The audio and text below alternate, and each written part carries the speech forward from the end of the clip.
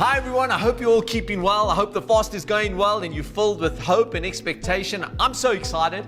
I'm so filled with expectation. And today I want to remind you, heaven is cheering you on. So keep going. God is on your side. Today our prayer topic is building our church. You know, God loves the church. The church is the bride of Christ. It's beautiful. It's powerful. It's God's idea. And you and I are the church, individually and corporately together. We are called to be the church. Not only are we the church, we're called to build the church. And I want to encourage us that we're going to be builders of God's church. Think about this. The church is the bride of Christ. It belongs to Jesus. It means it's His possession. It means that we need to be ready, giving our best for the groom, and making sure that we have everything doing that we need to be doing in this season. You know, since the inception of the church, 2,000 years ago, the devil has done everything in his ability to try and destroy the church. But the church has survived from generation to generation through each global crisis, and it will continue to grow and flourish till the day Jesus returns. I love what Ephesians 1 says out of the Message Bible. It says, all this energy issues from Christ. God raised Him from death and set Him on a throne in deep heaven, in charge of running the universe. Everything from galaxies to governments, no name, no power exempt from His rule. I love that passage because it just tells us that God is in control of everything. It may look like everything right now is messed up and it's chaotic and we don't know what's going to happen in the future, but that passage right there tells us our God is in control.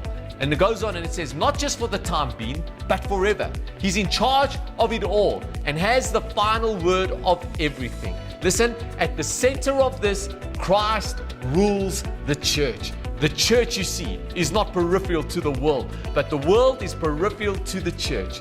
The church is Christ's body in which He speaks and acts, by which He fills everything with His presence. You know, this is what an amazing promise that God has given us in His Word, that Jesus is in charge of the church. And so you and I have a responsibility to Him to say, Lord, while you're in charge, while you're making sure everything goes on, we're going to be builders of the church. Jesus also said this to Peter. He said, and I tell you that you are Peter, and on this rock I will build my church, and the gates of Hades will not overcome it. Nothing can stop the church. That's why it's the best thing to build. It's absolutely amazing what God does in our lives when you and I make a decision to build the church. I've seen it in people's lives. I've seen testimonies of how people come into church, they get focused on building God's house, they get connected to God. As they start building, God starts to build their life. He starts to bless them. And you know, I just want to say, in all of that, the building of our lives, the blessing of our life, we never lose our focus that we are builders of the church.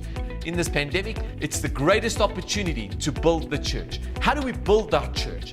I want to give you 2 or 3 practical ways. Number 1, connect with us online every Sunday.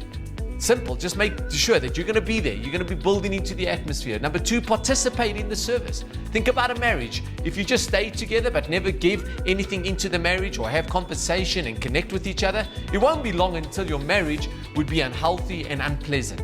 It's the same with the church. We need to participate in the service. Make a comment in the chat column. Sing in the worship. Give into the offering. Lean into the word, and the whole experience changes and you get to experience God's presence. And then the third thing, invite a family member or a friend to join online. Send the link to somebody who you know needs to hear about God's goodness. You see, that's how we build the church. We got to build our church, your local church that God has planted you in. The church is the greatest movement the world has ever seen and known. And we are the church, and we are builders of the church. God bless you, and we'll see you tomorrow.